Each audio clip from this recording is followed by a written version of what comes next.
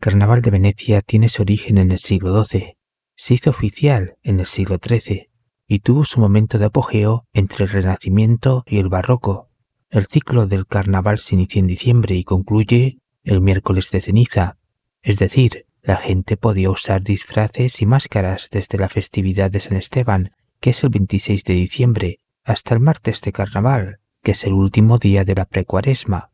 Este periodo coincide con el solsticio de invierno y la peregrinación que realiza la naturaleza y la psique humana buscando la primavera, estación en la que todas las fuerzas y energías renuevan la vida física y psíquica.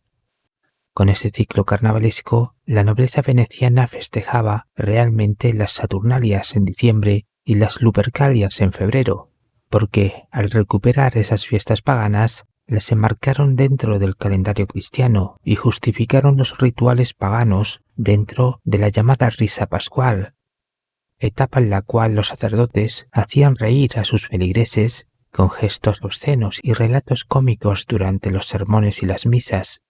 O sea, los propios obispos venecianos representaban el arquetipo del bufón o del payaso, primero porque se ríe de sí mismo y lo hace con alegría, mientras dialoga cómicamente con los demás, revelándoles verdades sobre la sombra psicológica, la oscuridad de los poderes fácticos y sobre el caos en el mundo.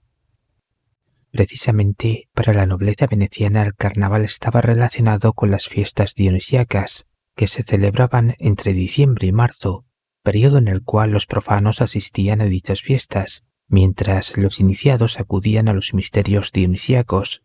En cualquier caso, todo se celebraba en honor al dios Dioniso, arquetipo del bufón que representa el espíritu del carnaval. Por eso esta fiesta está consagrada a la burla, la broma, la risa y la parodia.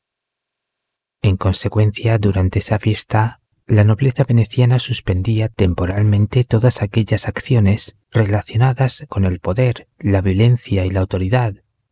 La nobleza veneciana permitía que las clases bajas tuvieran una libertad inusual que transgredía el orden ético-moral. La nobleza veneciana financiaba y programaba el carnaval como un rito colectivo que se basaba en invertir el rígido orden entre las clases sociales, entre los sexos, las religiones y las jerarquías establecidas. La nobleza veneciana aprovechaba el ambiente de libertad y anonimato que ofrecía el carnaval para participar en los rituales ocultistas que practicaban las sociedades secretas y grupos esotéricos.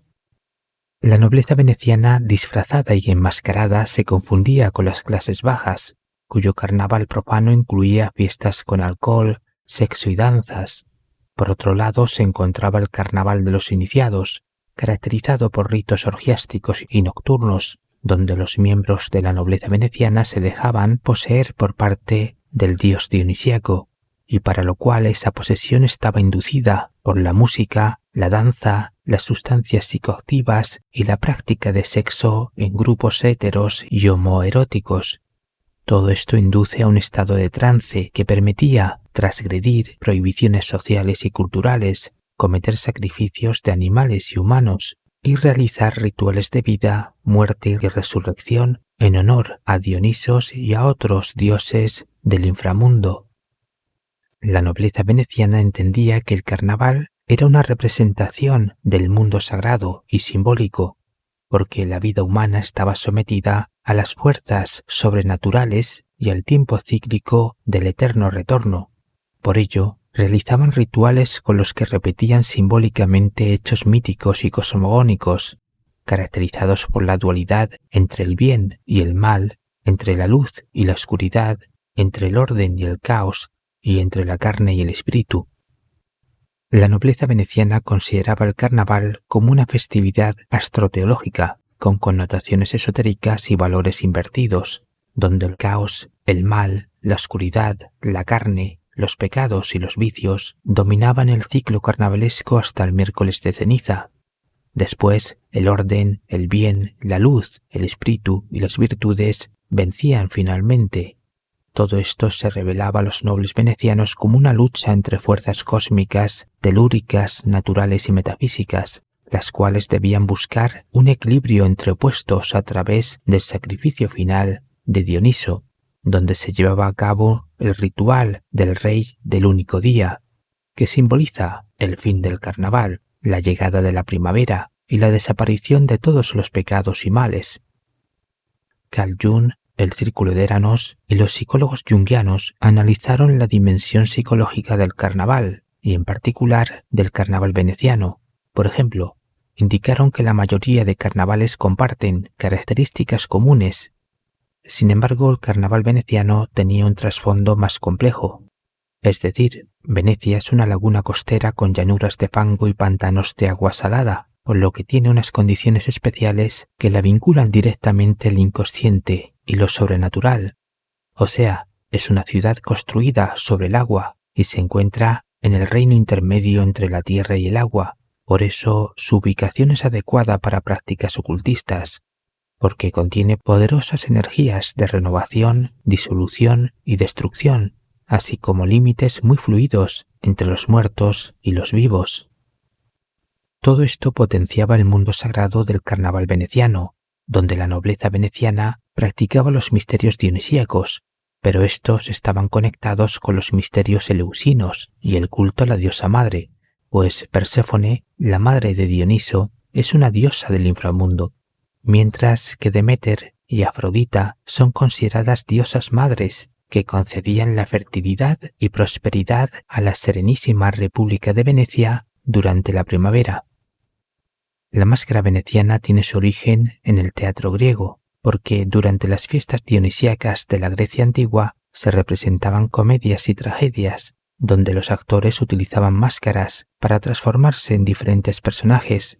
Uno de ellos siempre simbolizaba al dios Dioniso, es decir, el arquetipo del bufón o tramposo, el cual se le caracteriza por romper las reglas sociales, por aperturar las ceremonias y por contactar con lo sagrado, y para ello siempre cambiaba de apariencia. Por eso en el carnaval veneciano la nobleza imitaba a Dioniso, utilizando para esto el anonimato que le daba la máscara y el disfraz.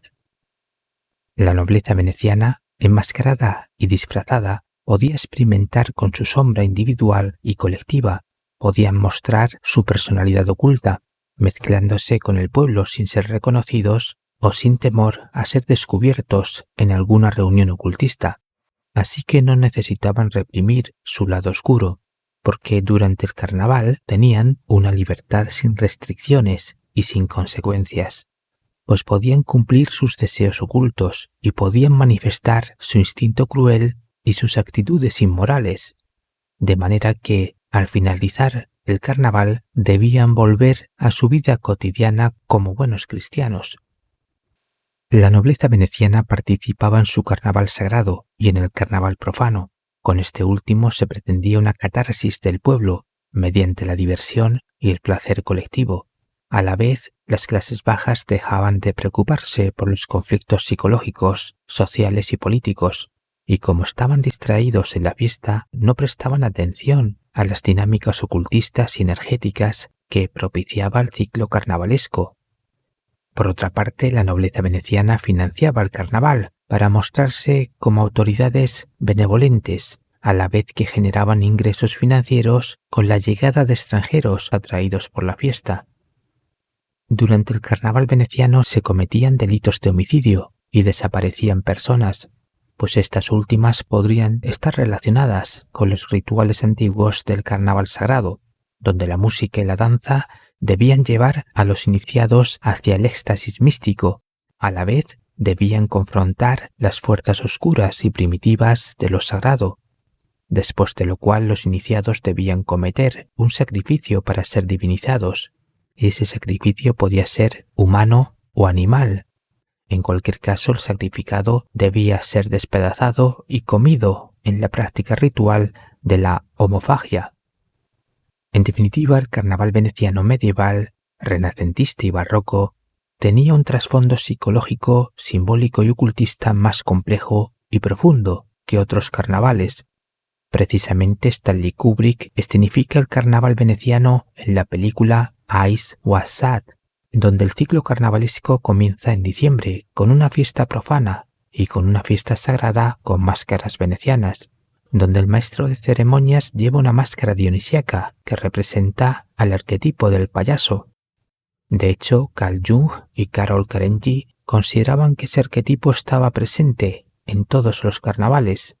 Sin embargo, la mayoría de los carnavales carecían del carácter aristocrático del carnaval veneciano. O sea, los intereses esotéricos y ocultistas de la nobleza veneciana estaban relacionados con el dios payaso o cómico de los misterios dionisíacos, mientras que los demás carnavales carecían de esas pretensiones iniciáticas, porque, por lo general, los demás carnavales solo eran fiestas profanas, donde el arquetipo dionisíaco del bufón definía la conducta bromista, divertida, glotona y lujuriosa del pueblo durante el invierno. Para terminar, os pregunto, ¿los actuales carnavales, incluido el carnaval veneciano, han quedado reducidos a meras fiestas de diversión en un mundo materialista y secularizado?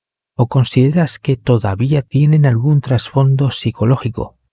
¿Es posible que los rituales del carnaval veneciano continúen en la actualidad en las mansiones y castillos de la aristocracia? Os leo en comentarios. Buenos días, buenas tardes y buenas noches.